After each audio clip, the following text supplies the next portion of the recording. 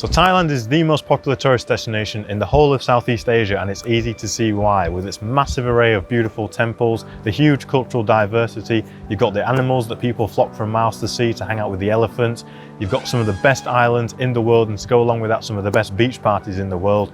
My name is Justin, welcome back to my channel. I've recently spent 3 months traveling the whole of the country, and I've put together this, which is the most up-to-date travel guide for Thailand on the internet right now. So although I've got many other videos of specific areas of the country for you to check out after this one, this is going to give you all the information you need to know before you head out there. So I'm going to roll the intro and then we're going to get into it. Let's go.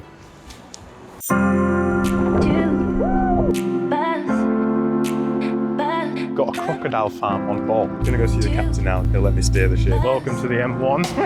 Back to my man for a cocktail. Bioluminescent plankton of Cambodia. Right, so the first thing I'm going to talk about is the seasons. Now, the rainy season runs from June to October, and the dry season runs from November to May. Now, the best time to go is going to be just as the rainy season has ended, because they're going into their winter time there, so it's going to be a bit cooler. Winter time in Thailand is still very hot. If you go to the north of the country, it's a little bit cooler in the night time, but it still gets very hot during the day, still in the high 20s. Now, even though you're going just as the rainy season has ended, you can still find yourself getting caught out in a bit of a wet spell. Now, they sell these plastic raincoat ponchos you can buy. Keep one of those on you and it'll help you out if you ever get caught out in the rain. Right, so currency and cost. Thailand uses the Thai baht, and at the time of filming this, $1 is equal to about 34 baht, and 1 Great British pound is equal to 43 baht. Now, your money goes a long way in Thailand. Food on average is going to cost you around 200 baht for a meal in a restaurant. Beer is going to be about 70 baht a drink, water about 50 baht, and cocktails around 100 to 300 baht. It's quite a big range there, but it varies a lot. Hotels are going to cost you from around $8 a night and upwards, and hostels are going to be around $5 a night and upwards. And if you do need to book yourself a hotel or a hostel, check out the link in my description where you can get the best deals on all the hotels and hostels in the area. They've currently got a deal on at the moment. If you use code AUSTIN2022, you'll get 5% off your booking. Check it out. Okay, transport. How do you actually get around the country whilst you're there? Well, you can either fly, take a bus, take a boat, get a taxi, or hire a scooter. Now, flying is actually a great way of covering large distances in the country because domestic flights are actually pretty cheap. They're way quicker than taking a bus. The best airline we found was Bangkok Airways, and the cheapest site to book it through was always trip.com. The flight cost is going to vary from about $50 to $100 depending how far you're going and what day it is. Buses and boats. Now, buses are going to be the most handy in the north of the country when it comes to going from Chiang Mai to Chiang Rai and Chiang Mai to Pai. It's going to be around 300 baht for a ticket for each of those bus journeys, varying from 3 to 5 hours. The best way to access all the different islands is going to be by boat. The best provider was always Lon Prior, and the best place to book it is 1-2-Go. There's a link in the description for there to check it out. They always had the best prices and the best availability. In the bigger cities, the best ways to get around is just by booking a taxi, and the best app to use is Grab. It's basically like Uber, but for Southeast Asia. It makes sure you're getting a fair deal, you're not getting ripped off. You can still pay in cash, but it lets you know the price you're paying before you go. Generally ranges from about 1 to 300 baht, so it's pretty reasonably priced to get a taxi in Thailand. By far the best way to get around is just to hire a scooter. It ranges from around 100 to 350 baht a day depending where you are. The average is around 250 baht a day. If you don't know how to ride a scooter before you get out there, which I highly recommend you do, a good place to learn is Pai. They have some places there, they do lessons, so if that's something you need to learn, that's the best place to do it. The next point is going to be safety. Now, Thailand is a very safe country. It's got lovely people. As long as you respect them, respect the culture, you're going to have a very safe time here. One thing to be aware of is the tuk-tuk scam, especially in Bangkok. This is when you'll be walking down, say, Koh Samui Road, and the tuk-tuk drivers will hail at you saying, you know, tuk-tuk 5, 10 baht, something ridiculously cheap. But what they're trying to do is get you in there to take you on a wild goose chase to get you to spend money in some other shops where they have a deal with the owner so they get some money as well. So just beware of that. Another thing to be aware of is stray dogs. Don't try and approach them or stroke them because some of them will bite, some of them will have rabies as well, which is going to take me on to my next point, which is immunisations.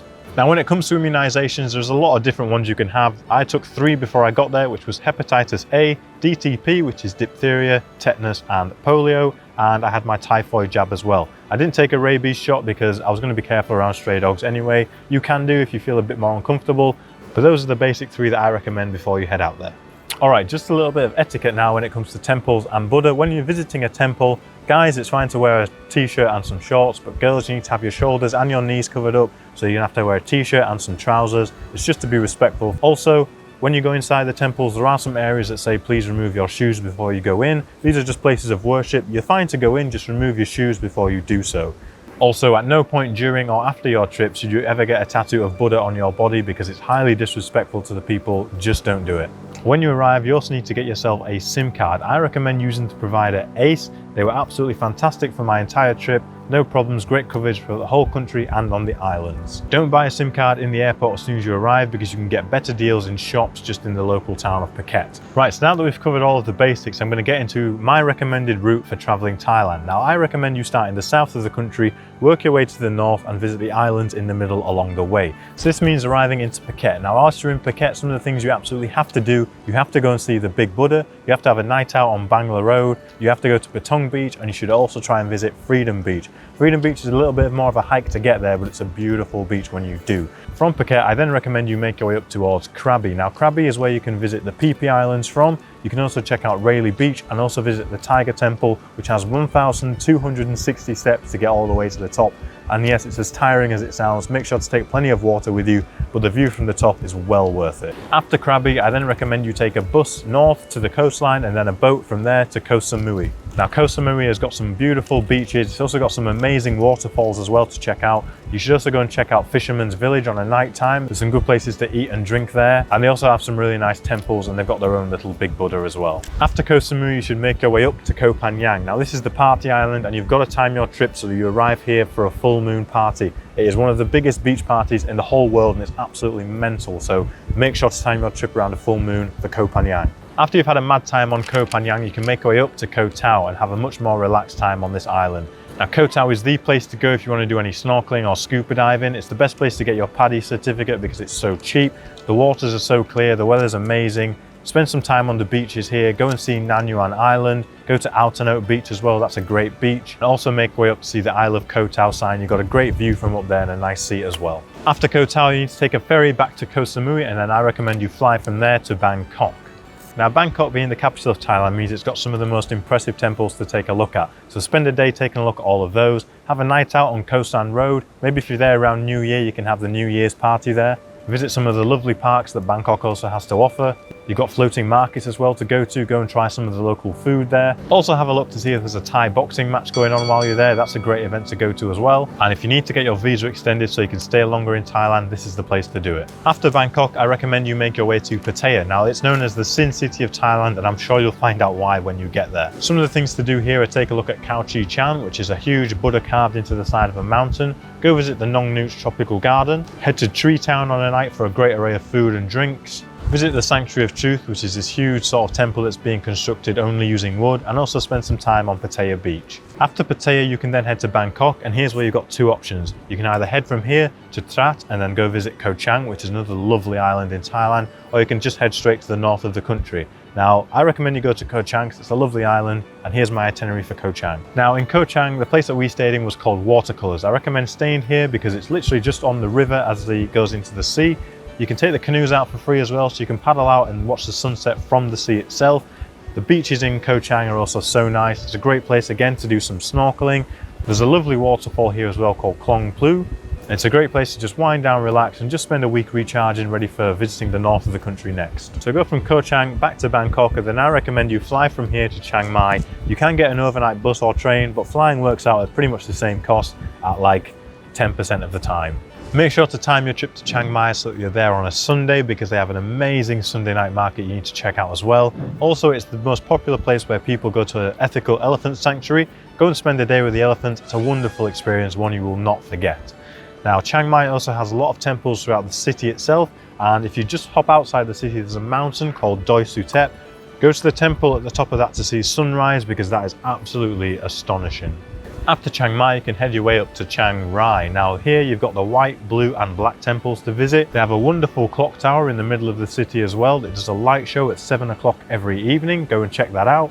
You can also go and spend some time taking a walk down the riverside, have a coffee down there, and then visit Singer Park, which is just sort of a fun park. There's loads to do there. Spend a day there as well. After Chiang Rai, you're then going to have to make your way back to Chiang Mai to then head up to Pai. So in Pai, they've got a Buddha on the mountainside you can check out as well. They've also got the I Am Pai sign, Pai Canyon, and there's a lovely viewpoint called Yun Lai. Head there for sunset and you can see all the shadows of the mountains getting cast across the landscape. Makes for great pictures as well. So after Pai, you then need to make your way back to Chiang Mai and then Bangkok, because that's going to conclude my recommended route for traveling Thailand. Although that's the end of my recommended route, that's not the end of my recommendations. Now, some of the things I recommend you try whilst you're there is I recommend you take a Thai cooking class pretty soon after you arrive. It'll give you a good idea of just what's in the food. It'll help you make better choices as well when you're eating out in restaurants. Also try some of the local food at the market. Also make sure to try some snorkeling at least whilst you're there, because the boat tours out are so much fun. You'll have a great time doing that. You can also have a go at doing some actual Thai boxing yourself. You can book beginners classes very easily at all different Thai boxing gyms in the country. You also have to visit an elephant sanctuary whilst you're there. Make sure it's an ethical one. Most of the ones throughout the country now are, but just double check before you go. Also make sure you have a really good party at Koh San Road and at the full moon party. Enjoy yourself in Thailand. And the very last thing, make sure to stay hydrated. Make sure to keep a very high factor sun cream on, because the Thai sun can be pretty brutal. And I'm sure you're going to have just as much fun in Thailand as I did. I hope you've enjoyed this video and got something useful out of it. If you have, make sure to hit the like button down below, subscribe, and go and check out some of my other travel content. I'm sure you'll like that as well. Have a good day, and I will see you guys in the next one. Bye bye.